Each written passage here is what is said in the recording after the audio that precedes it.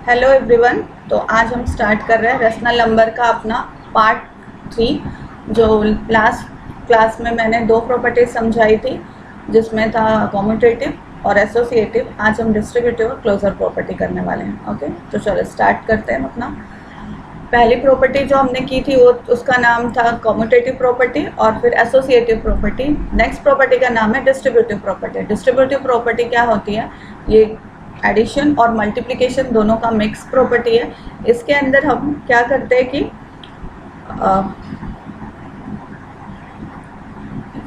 Distributive property of multiplication over addition, यानी हम क्या करने वाले हैं कि अगर हमारे पास एक रेशनल नंबर है a अपॉन b और दो अलग रेशनल नंबर है c अपॉन d और e अपॉन f, अगर इन दोनों को हम प्लस करते हैं, ऐड करते हैं और ऐड करने के बाद जो हमारा आंसर आएगा उसको a अपॉन b के साथ मल्टीप्लाई करते हैं, तो जो हमारा आंसर आएगा वो, या फिर हम एक एक करके पहले मल्टीप्लाई करें a upon b into C upon D और फिर a upon b into E upon F, इन दोनों को करके प्लस करें, दोनों का आंसर सेम आएगा। ठीक है, इसको बोलते हैं distributive property of multiplication over addition. मतलब ये जो ऐड कर रहे हैं हम c plus D plus C upon D plus E upon F, ये ऐड होने के बाद a इंटू बी के साथ मल्टीप्लाई हो रहा है। a इंटू बी ये दोनों के एडिशन के साथ डिस्ट्रीब्यूट हो रहा है अलग अलग होकर के, तो इसको बोलते हैं डिस्ट्रीब्यूटिव प्रॉपर्टी। बहुत अच्छी तरह से समझने के लिए हम एग्जांपल देख सकते हैं।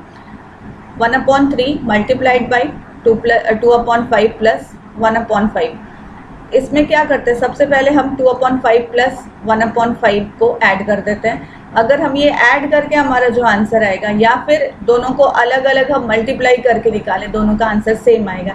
जैसे यहाँ पे देखो 2 + 1 3/5, 1/3 इंटू 3/5, 3 कट जाएगा, ये दोनों 3 कट हो गए, 1/5 हमारा आंसर आया। या फिर दोनों को अलग अलग मल्टीप्लाई करते हैं, डिस्ट्रीब्यूट हुआ है ना 1/3 दोनों के साथ डिस्ट्रीब्यूट हो रहा है, तो एक बार 2/3 के साथ मल्टीप्लाई किया और एक बार 1/5 के साथ, दोनों को मल्टीप्लाई करके फिर वापस से हम ऐड करते हैं, तो भी आंसर हमारा वही आ रहा है 1/5। तो इससे पता चलता है कि अगर हम ऐड करके मल्टीप्लाई करें या फिर मल्टीप्लाई अलग अलग करने के बाद फिर ऐड करें, आंसर सेम मिलता है। इसको बोलते हैं distributive property of multiplication over addition. Okay, ये बहुत ज़्यादा एग्जाम्पल्स में यूज़ होने वाला है। इसी का एक दूसरा है मल्टीप्लिकेशन ओवर सब्ट्रैक्शन। जिस तरह से हम ऐड करके मल्टीप्लाई करते हैं वैसे ही हम सब्ट्रैक्ट करके भी मल्टीप्लाई कर सकते हैं। सब्ट्रैक्ट करके जैसे हमने पहले ऐड किया था और उसके बाद मल्टीप्लाई किया था, इसके अंदर पहले सब्ट्रैक्ट करेंगे फिर मल्टीप्लाई करें, या फिर अलग अलग मल्टीप्लाई करके सब्ट्रैक्ट करें, आंसर हमें सेम मिलेगा। इस प्रॉपर्टी का नाम है multiplication is distributive over subtraction. Okay, तो ये हमारे दो जो प्रॉपर्टीज़ है, दो प्रॉपर्टी नहीं है, बेसिकली ये एक ही प्रॉपर्टी है डिस्ट्रीब्यूटिव प्रॉपर्टी, लेकिन ये एडिशन और सब्ट्रैक्शन के ऊपर अलग अलग बताया कि जो भी हमें करना होगा, ऐड करना होगा तो पहले ऐड करें, या सब्ट्रैक्ट करना होगा तो सब्ट्रैक्ट करें और फिर मल्टीप्लाई करूँ, या फिर दोनों को अलग अलग मल्टीप्लाई करने के बाद सब्ट्रैक्ट करें, दोनों का आंसर हमें सेम मिलने वाला है। यहाँ पे भी 1/15, इधर भी 1/15। Multiplication is distributive over subtraction, इसके ऊपर बोल सकते हैं कि मल्टीप्लिकेशन जो है वो सब्ट्रैक्शन के ऊपर भी डिस्ट्रीब्यूटिव प्रॉपर्टी को फॉलो करती है।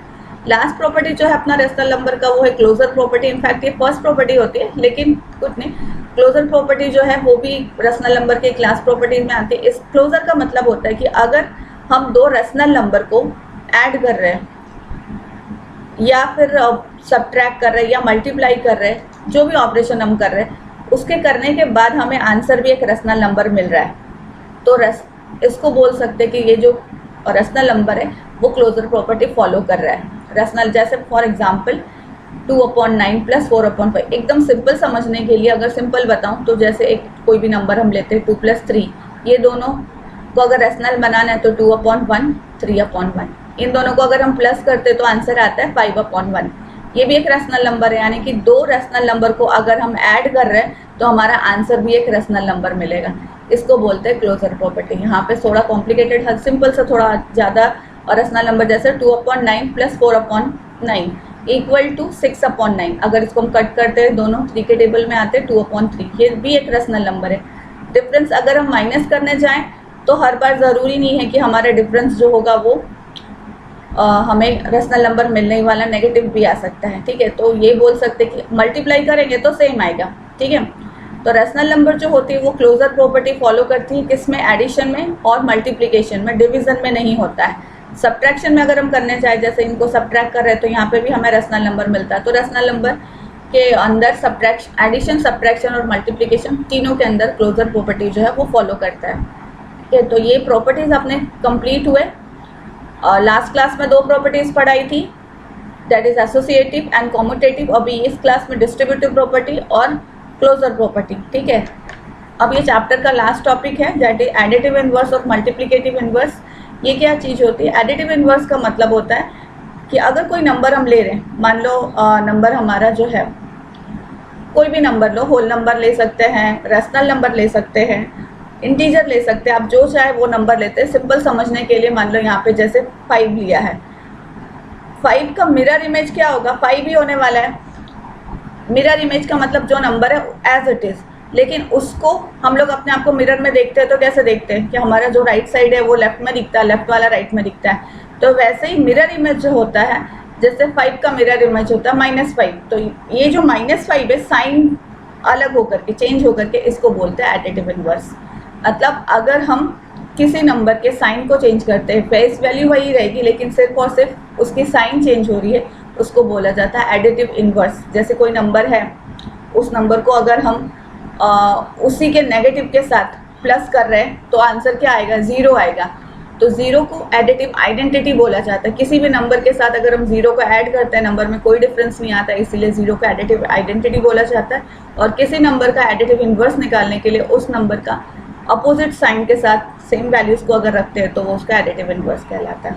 ठीक है, एडिटिव आइडेंटिटी जो मैंने बताया कि किसी भी नंबर को अगर हम 0 के साथ प्लस करते हैं तो नंबर में कोई डिफरेंस नहीं आता, इसीलिए 0 का एडिटिव इनवर्स कहा जाता है, आइडेंटिटी कहा जाता है। उसी तरह से मल्टीप्लिकेटिव आइडेंटिटी भी होती है कि किसी नंबर को अगर हम 1 के साथ मल्टीप्लाई करते हैं तो वो नंबर में कोई चेंज नहीं आता। आइडेंटिटी का मतलब कुछ चेंज नहीं आता है।